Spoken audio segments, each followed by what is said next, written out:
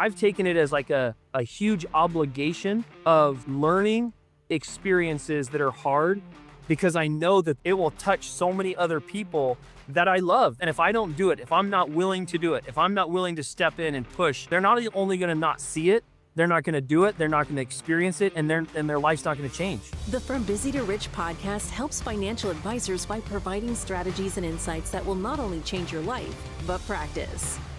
Hey, welcome everybody. I am super excited to be able to have my friend Braden Draggoo on our show today.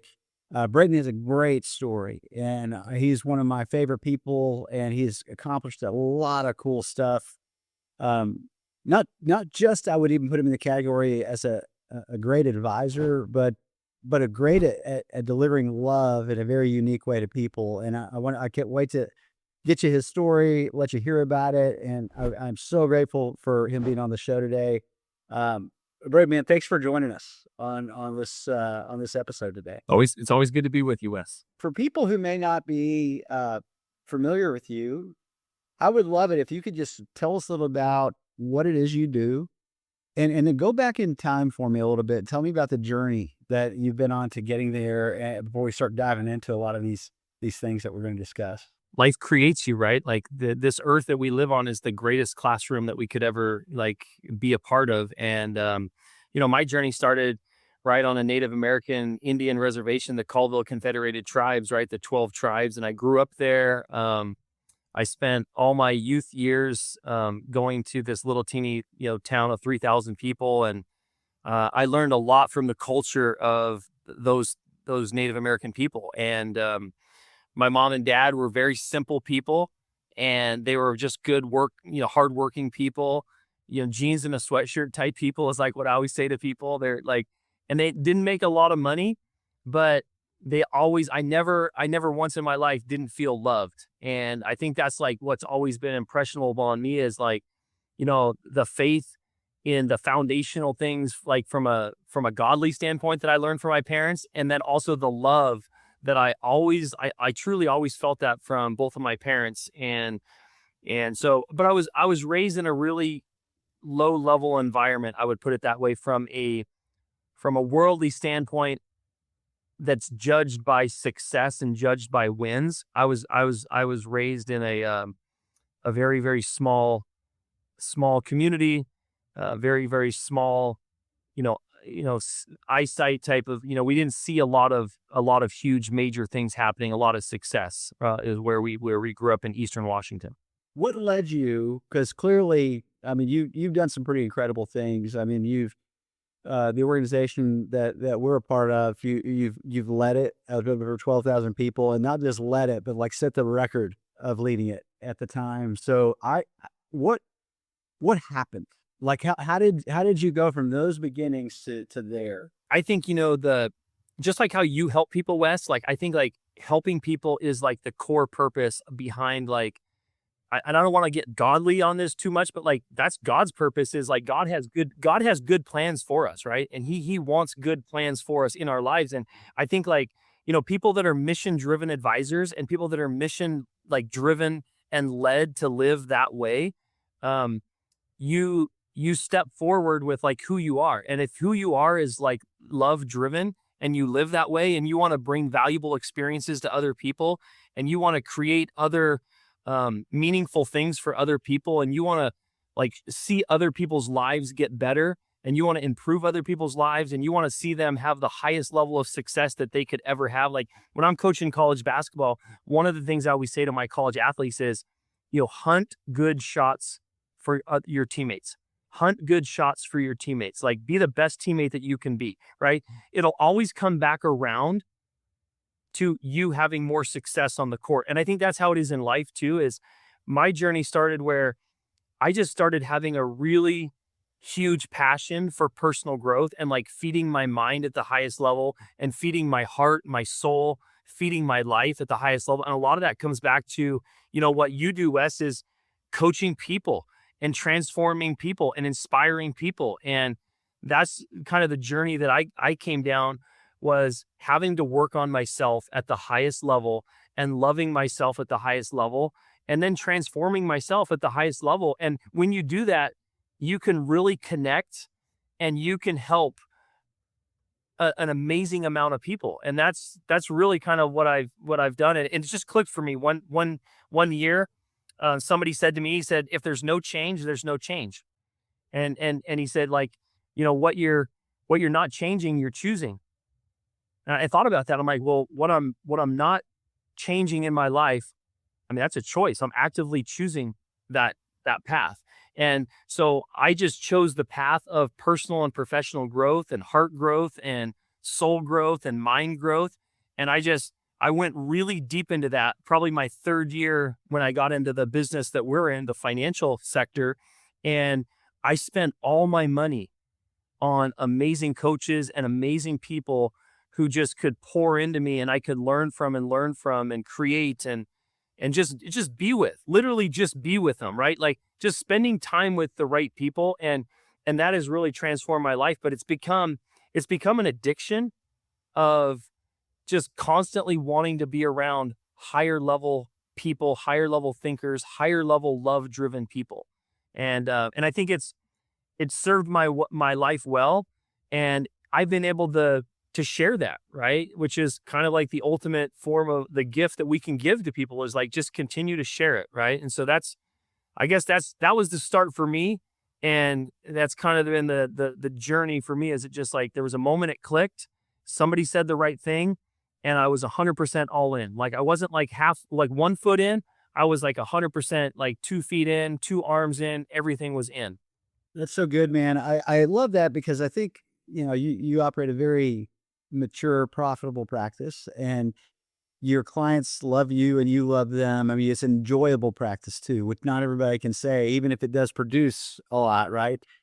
And I like where you started with that, because you said, look, I spent all my money, and I I want to, for people listening, I want you to not take that phrase lightly, because there is a common denominator. The happiest people I know and the people who have accomplished the most generally are investors in their own growth.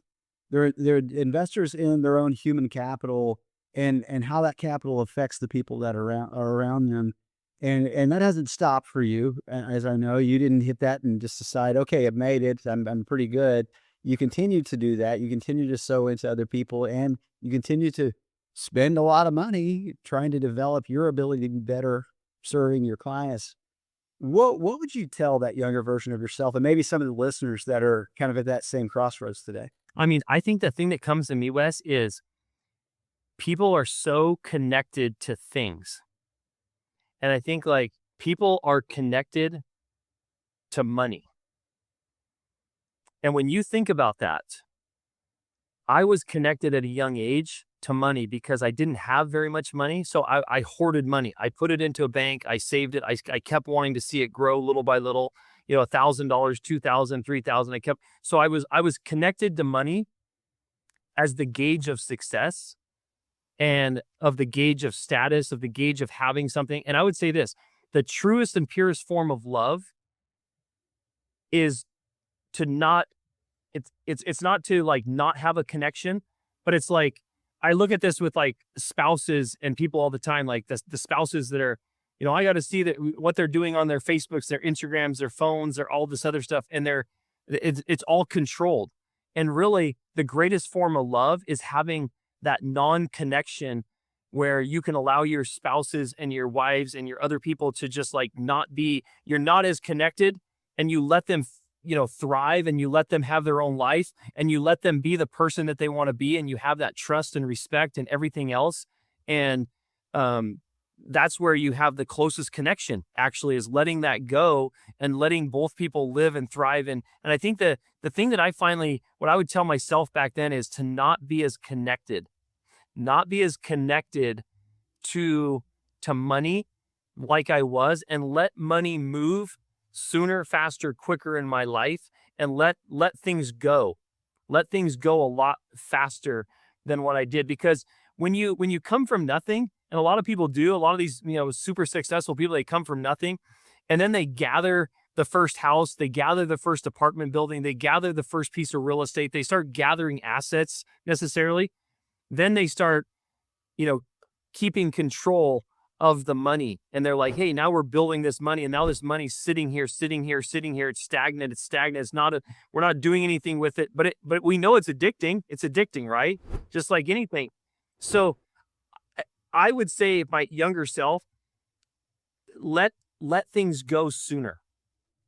And I think people have a hard time with that. I had a hard time with that, Wes, because I never had anything. So once you get something you want to keep it, and you want to keep it tight, and you want to hold it tight, whether it's, you've been in a bad relationship your whole life, and now you really got this one relationship, and now you want to hold that so tight, you want to smother it. Well, that's not the best love. That's just not, right? And if you never had any money, and now you finally have a little money, and your bank accounts are big, you just want to hold it and keep it. And you don't want to share that necessarily with anybody. That's just human nature, right? Man, that's so good. I love what it reminds me a lot of. I think we have these layers to us, and I think most people never get beyond the first layer. Like there's called a source problem that they're trying to solve for, and that source problem that lives at the top, and there's these big 5 areas of life that we talk about a lot. You got your relational life, you've got your financial life, your professional life, your physical health, and your spiritual life. And all of those, it's like a Venn diagram where they all overlap, they all touch. None is compartmentalized from the other, whether you recognize that or not. And based on how we fundamentally see the world, and a lot of times our roots are what we came from, they cause us to, if we're not aware and we don't do the work on ourselves, respond to the world in our pursuit of living a full life, living a flourishing life in different ways. And I think so. If you took that down a notch, like the things, yes, we all would love to have a beautiful picture in those areas, and we all want things to be better. We all want to be happy. We all want to be flourishing. Our methods for that are deeply impacted by something that I think lives way beneath that surface. And you hit this a lot, and I'd love to talk about it with you a little bit. And they're kind of sit around. I think you could frame it 2 ways. I think it's like you've got, Tony Robbins talks about the 6 human needs a lot. He talks about need for certainty, which is the need to feel stable, comfortable, in control. The need for uncertainty or variety, which is need for surprise or challenge or novelty. The need for significance. And of them, he does say this one can be that very good or very, very bad, is need for significance, the need to feel important, needed, unique, worthy, and then need for love and connection. So the need to feel close to others and belong, to be seen. And then the top 2, and these are not in order, by the way. These are like, we have them all, but we do have them based on our upbringing, and I believe by some fundamental human wounds that we have in different orders. The last 2 are the needs of the spirit. So it's growth, which is the need to expand and develop and make progress. And then contribution, which is the need to give beyond yourself, to serve and to matter. And the book that kind of rhymes with all that, and I don't know if you've read this one, Brady, if you haven't, you act like you do in the way you live, because I know we've spent a lot of time together. But it's the 7 primal questions. And basically it's typically we have these 7 primal questions. Like as an example, one of them is, am I safe? Am I safe? And another one is, am I enough? Do I have what it takes? Am I enough? And I know in my relationship with like Jamie grew up in an environment where her primal question is, am I safe? So as a result, how that manifests in the world is there was a tendency to have scarcity mentality, to say, we make this, we better keep it. Just like you said, we can't let it go. We've got to stack it because there was no money there. Sometimes it led to a lot of outcomes that were very negative as she was growing up. And then one of my biggest ones is the need for, because my primal question was, am I enough? Do I have what it takes? And if you're not aware of that, it could be bad energy or good energy. It manifests in the sense you will accomplish a lot. You'll say, I'm going to go prove that I'm enough, prove that I have what it takes. But the fuel behind that sometimes is is not good fuel. It's a chasing for the purpose of showing that I am enough. See, I am enough. And the worst versions of ourselves, even if there's on the top, that very top layer, it looks like success, is driven by something that you don't enjoy. You don't you doesn't like serve your soul. It doesn't feed you there. And I love when you get to know yourself well, because that's a lot of the work, man. I mean, you've done a ton of work on yourself, and it it's the, hey, I am enough. I do have what it takes. The people that I love are not going to leave me if I screw up. The people that are around me, and Jamie and myself have done a lot of work to just try and get ourselves better at going, okay, we are safe. We are good. Safety is not one of my topics though. And certainly certainty is not. I don't know why Jamie and I got married. I don't know why I've appealed to her, because I'm like opposite variety and growth. Let's do those things, you know. But man, I just love how that hits you and your thoughts around any of that. Hey, thanks for tuning in to From Busy to Rich. If you're listening and something sparks a question, or you just want to explore these ideas further, visit us at wesyounglive.com or email us at info@wesyounglive.com. You'll find free resources, tools, and ways to get in touch. We'd love to hear from you. I always say this to people, like, everything lined up, like, to not work out. I always say that a lot. Like, everything lined up to not work out. And like what you just said, I think, like, you chasing forever, like chasing something forever, like that gets really, really tiring.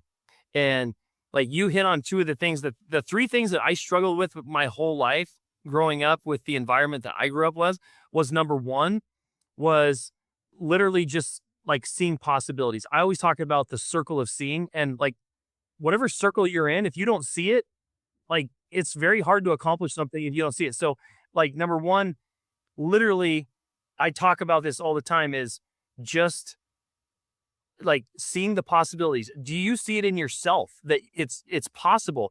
And I didn't myself personally. I didn't see it in myself because my parents didn't have a college education. They didn't have a degree. They didn't have high level jobs. They weren't like really sophisticated. I loved them both. Bless their heart. They both passed away when I was young. But like, you know what? Um, they didn't give me all the resources around me for me to see the possibilities in myself. I had to actually have somebody else see the possibilities in me for me to get to where I'm at today. And then the other one is capabilities. Like I didn't think that I was capable. I did not think that I was actually capable of doing, like, when I got out of college, I got a college education, you know, because I played sports and I was on an athletic scholarship and I was just getting enough grades to stay eligible. And I got my bachelor's degree, and I didn't think that I was capable enough. Like I thought I was going to get out of school and work for Lincare, which was this company that went and dropped off medical equipment for doctors' offices, and I would make $76,000 a year, and I would like drop off medical equipment. And that to me, Wes, was a win. That was a win. Like that was all I thought was capable in my life. Like that was more money than my mom and dad made combined. And that's what I thought I was capable of. And then, you know, having to see that you're capable of so much more and you can go so much higher, that takes a lot of work to get there if you come from these low level environments. And then the last one I struggle with the most is, and you hit on it, was worthiness. Like if you don't feel like you're worthy, if you don't feel like you're worthy enough, you will have issues your whole life, forever. And so, I mean, my thoughts on what you said is, you know, chasing forever is tiring. And that's why a lot of times in life, when things don't line up and they don't work out, that is the absolute best thing that can happen in your life. Because that's like, okay, so I was at church on Sunday, and the minister, this is what he spoke. He said, he goes, yeah, I look back on my life, and he said, all of us want an easy life. All of us want a nice life. All of us want this, you know, easy, nice, you know, life every week. And he said, I look back on it, and he said, the times that I have had the hardest moments in my life, the toughest experiences in my life, he said, that's the time when I opened up the most to God. That was the time that I grew the most, was in those tougher moments. And it's like, do you want easy or do you want worth it? Right. And I want I want something that's worth it in my life. And that's what I want for people. I want stuff that's worth it for people. I don't want the easy. Steve, my personal coach, he always says, do the hard easy. Do the hard things first to make everything else easy in your life. And it doesn't have to be just the workout. Okay, get up in the morning early when you don't want to go work out, blah, blah, blah. You'll feel better the rest of the day. I mean, doing the hard easy is every single aspect in your life, every single thing, and that will change your life, right? Love that, man. There's so much around that I want to talk about. I want to tease out. And Justin, I'd love you to jump in on this because you and I have spent a significant time talking about this as well. Um, what do you think about this idea of things that start as a discipline become a desire? Like, and I'll give you some examples because I do think this is true. I think long term, if discipline is the only thing that drives a behavior or an activity, it's very hard, and I think you burn out. But what I found in personal experience and watching a lot of others is as you start doing the discipline and it creates a desire. For instance, let's say you want to get up at 4 o'clock in the morning to make it to the gym, to exercise. Day one, the negotiator in your head is giving you all the reasons in the world why it's way better to sleep in, right? Or my doctor told me, hey, it'd be good, Wes, if you could go and after you're done with your workout, do 20 minutes of sauna, then 5 minutes of ice bath. And I'm going to tell you, the ice bath, I don't know a person that's ever done it that started as a desire. I think it was always starting as a discipline. But he did tell me something. He said, one day, look, I promise you, if you keep doing this, you're going to want to do it. And because I think there's pull motivation and push motivation. And I think discipline requires a little bit of push motivation to some extent, but I think it's got to turn into pull motivation. And so what do you think about that? And Justin, I'd love to hear your thoughts around this as well. I think ultimately discipline creates the reward, and then that creates the desire. Because nobody desires disciplining, but everybody desires what the outcome is from it. So that's whether it's physical, emotional, psychological, financial, doesn't matter. Everybody wants that end state. Nobody wants to do the hard thing to get there. And I think that just ties back into what you guys have been talking about. But over time, to your point, it's not just something I have to do. It's something I get to do because I'm excited about what I get to experience on the back end of it. This is my thoughts on that. Like when you were talking, Wes, this is my thoughts. I'm just sitting here listening to you talking. I'm like, man, early in the morning when my kids like jump in bed, I got a 6-year-old and an 8-year-old and a 10-year-old still, and they still come up and they get in my bed in the morning. And like, it's like, oh man, I got to give up those cuddles to like get up and go do something hard. I could just stay in bed and like, just keep those cuddles and you can't get any better cuddles than that. I don't care it's like, that's the best you can get from a little 6-year-old girl, your little daughter, like it's like, that's the best moments you can get. Right. But, and then what Justin just shared, I would say this, like,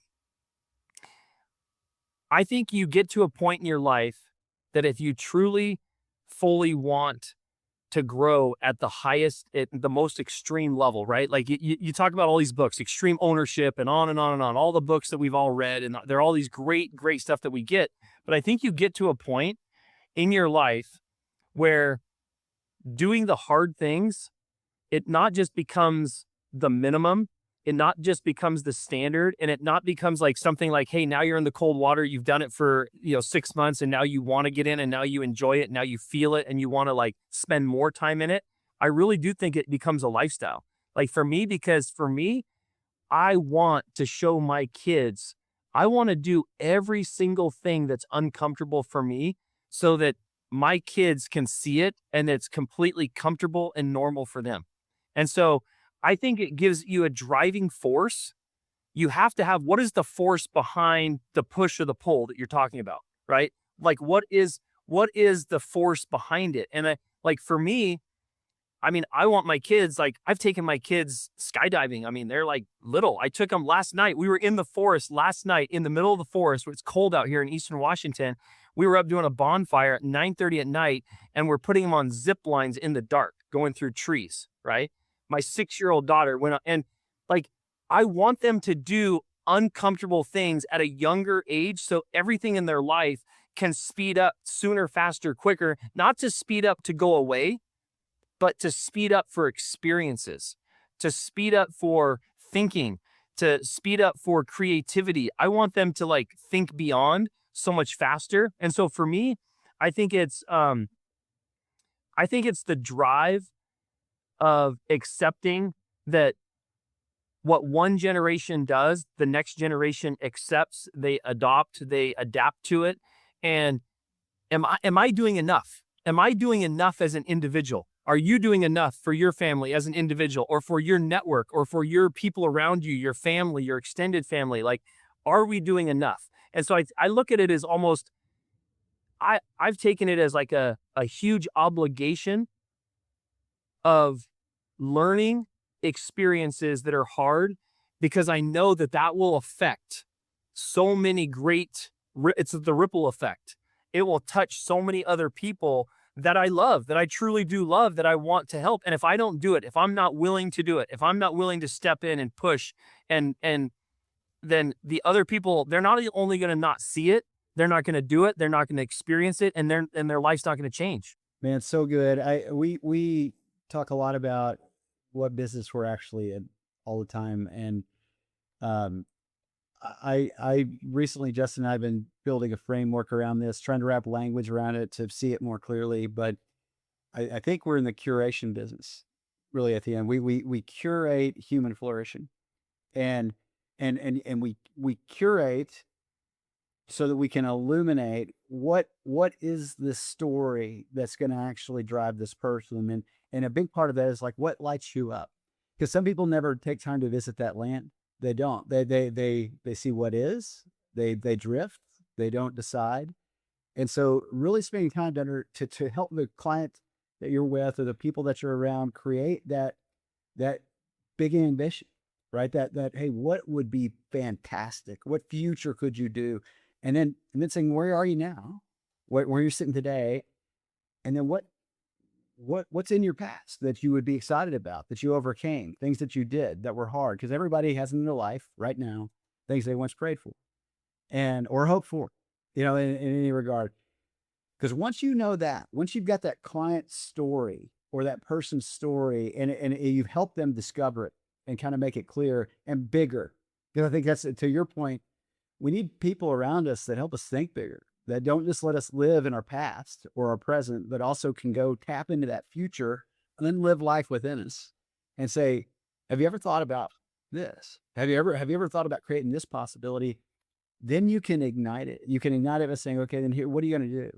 Like, what are the steps you alone control, that you alone will do, that are going to get you in the best possible position to receive that future that's possible, that's out there.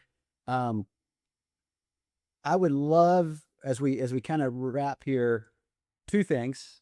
I'd love you to comment around that, and I'd love your acronym for love that you use. I'd love you to talk about those two things. Well, okay, I'll talk about my acronym for love, but the two things that you just said that I really like is, so I love you said the drift. Like I talk about the drift zone all the time, and people, they get into a drift zone in their life, and they drift forever.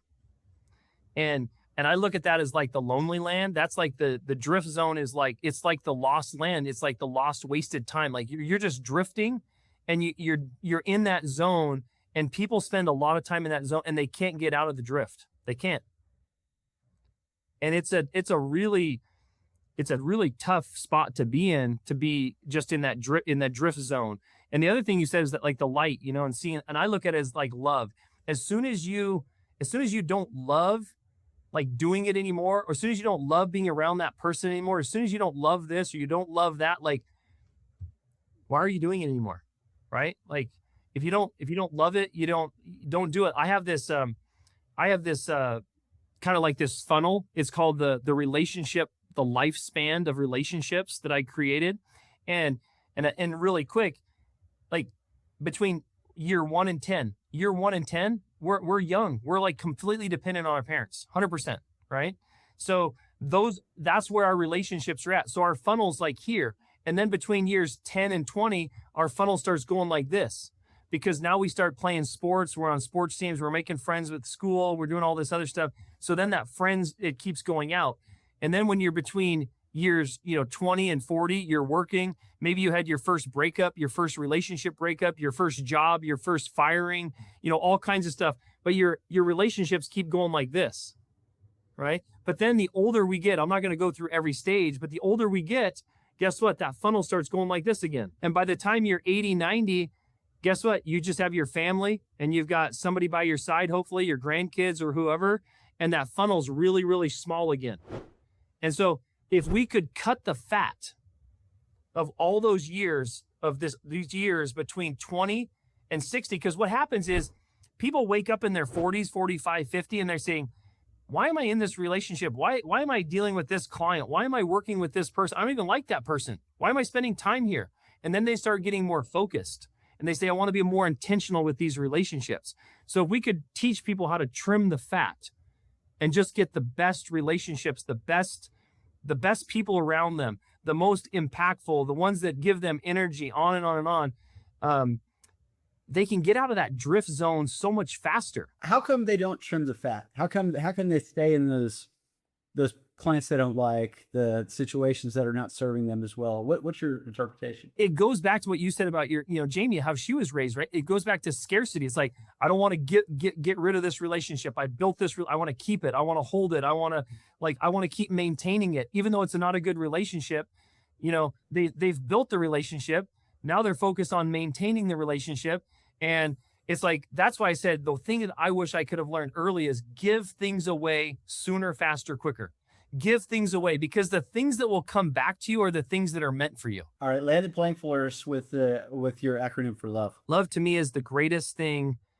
And I think God teaches us this, is love is leaving others valuable experiences. And everything in my life has been around the purpose of making sure that what am I leaving other people, right? How am I branding myself in every situation, every interaction with people, every moment that I have with people, like making sure that I'm leaving them some valuable experience.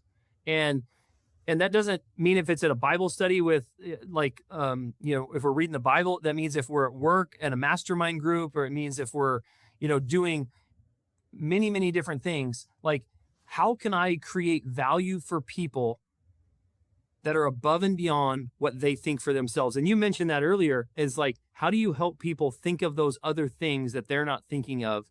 And how can you help them think those things into fruition, into their lives? And I think that's where, when you truly love people and you're not looking at yourself and you give that love away, you will be leaving other people more valuable experiences. And if you do that, they will truly, in my opinion, they will truly come back to you, and they will look at you as a brand that is different than somebody else, because it's pure. It's truly pure. People can sense it in the air, whether the thing that drives whatever you say, your words matter, but boy, the intent behind those words, it's translated through the air, and people go wild over genuine people, and people who know themselves well and who truly get excited about loving other people and contributing to other people. Those are the people you want in your life.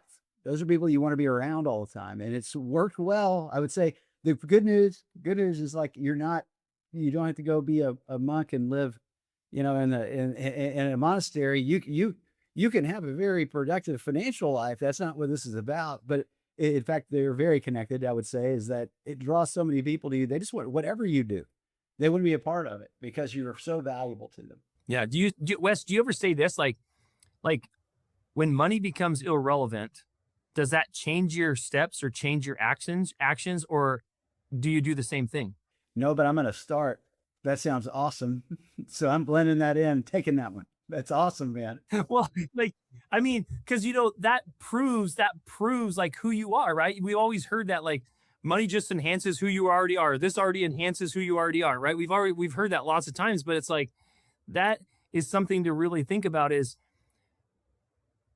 life to me, when I was young and I had no money, life was all about money. And now today, when I have more money than I could ever be blessed with, and I have no worries about money, money's really irrelevant to me. I don't care about money. I'm not attached to money. I have very, very low forms of attachment to money at all. And money is always, to me, money is always the fourth or fifth consideration if I do or do not do something now in my life. I've always got, what is the first value, second value, third value? What are the four? And then money can be a consideration, but it's always like the fourth or fifth consideration for me in making a decision. It's never, but when I was younger, money was the first consideration. Like, am I going to do this? It was always the first. And that's when you are going to live a limited life. Man, I love it. I could talk to you all day about this stuff. Truly appreciate you being on the show today, brother. Yep. Sounds good. Thanks for having me. Thanks for tuning in to From Busy to Rich. If something in today's episode sparked an idea or hit a nerve, don't keep it to yourself. Follow the show, share it with a friend, and let's keep building a community of advisors who want more. You can find more resources, tools, and free content at wesyounglive.com. We'll see you back here next time for more real conversations about building the life and business you really want.